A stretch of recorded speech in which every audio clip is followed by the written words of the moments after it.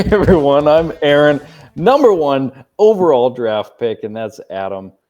Number 2 overall draft pick. Hey, here we are. We're in a baseball brouhaha. Right here with you means we got a cup of coffee, and we're in a daily baseball trivia fracas. Adam, you've got some trivia all dialed in for us. It's all about call-ups to the big leagues for guys who didn't spend much time in the minors. So what do we got? We have some pitchers who were called up to the show. So which of these first to the show, and what we mean by that is first of their draft class. Which of these first to the show pitchers has the best ERA? And this was based off of the quick call up of Zach Neto of the Angels. We'll get into his call up shortly.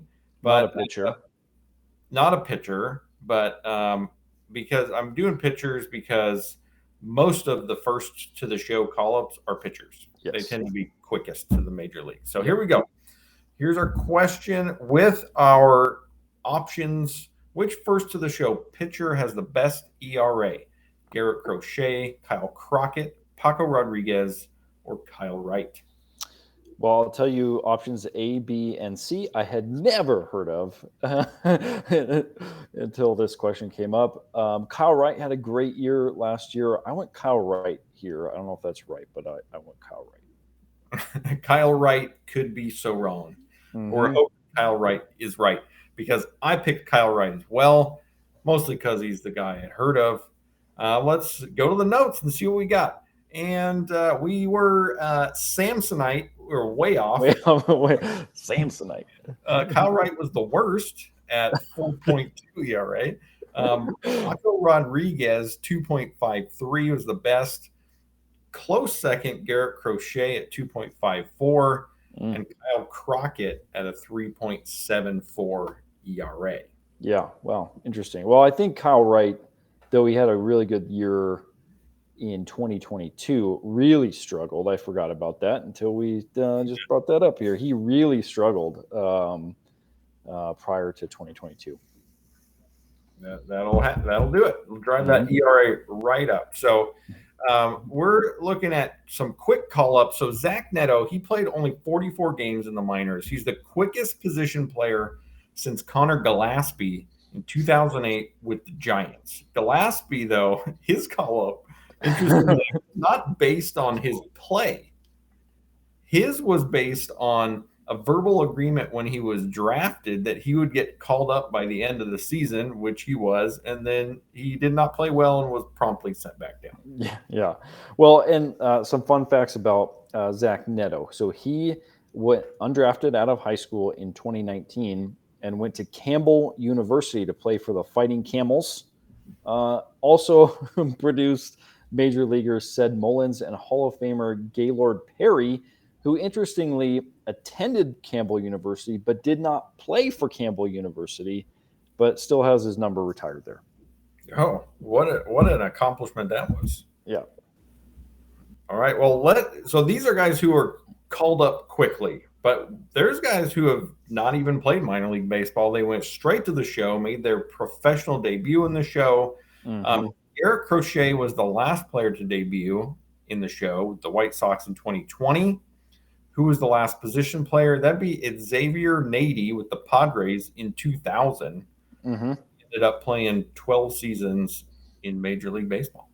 Yeah, so Xavier Nady was the first one to do that since John Olerud in 1989, was a Washington State University product. And Xavier played all of one game before being demoted to the minor leagues. He did end up then playing parts of 12 years, as you mentioned, after that. And had some pretty decent years in there. He did. And then we got the guys, hey, you got my number guys. Number one on this list, John Lindsay played the most minor league games before being called up, 1,571 games, equivalent to about 16 seasons. Mm-hmm. Finally called up by the Dodgers in 2010. He played in only 11 games, 13 plate appearances, finished 1 for 12. He was drafted out of high school by the Rockies in the 13th round in 1995. Mm-hmm. He is now on LinkedIn. No, you never called No, back. never called back. Yeah. So, and Lindsey, interestingly, so he had a lot of really good minor league seasons too, even in AAA before he got the call up. After that year that he had that short stint with the Dodgers, at the end of the year, he broke his hand, DFA'd, career over. Bummer. Yeah, just like that. That is a tough way to go. Yeah. All right. Well, now we're on the story time. We cannot have story time without bringing the funk, and here we go. Hey, my story time funk comes to us from one of my favorite baseball movies, Talent for the Game, about a scout who's on his last leg before the sabermetric stat head folks are taking over. Virgil Sweet is trying to find that one phenom and justify his job as a scout. He finds him, and the guy gets rushed to the majors. He gets shelled in the first inning of his major league game, and it's sort of reminiscent of the David Clyde experiment, I suppose, of the Rangers, who had a similar sort of trajectory. Big out of high school, straight to the pros, and crashed pretty shortly. Yeah. Yeah. So, and for my story time, I remember just a couple of memories from my freshman year of high school, playing high school baseball. And I remember I played well enough to make the team as our starting third baseman. I beat out Clayton, and he was a good player. And I beat him out to start at third base. I ended up hitting 286 my freshman year.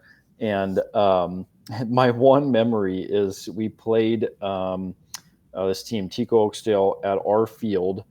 We were a very middle of the road team on our freshman year. And I remember John, this big guy, John, he was massive. He was like 6'5", 260, and he could pitch and hit. He was a masher. And I remember one of my first at bats, I'm in there, and he hit me in the back with a pitch, and I wanted to crawl in a hole because it hurt so bad, and it was not fun. He later hit a massive home run to left center field. I don't think I was pitching. I might have been pitching actually, but he had a massive home run to left center field over our white line because we lacked defense in our field. That would have been your equivalent of the welcome to the show moment. Yeah, I get drilled in the back by one of the hardest throwing guys in the league, and then I could be wrong, but I think I might have been pitching when he hit that bomb off there. Double whammy. Yeah. So I don't think we won that game, by the way. So yeah, that team was good. Yeah, the Tico Oakdale had a couple of really good teams there. It won the state championship our sophomore year when we laid an egg in the playoffs. So that's right.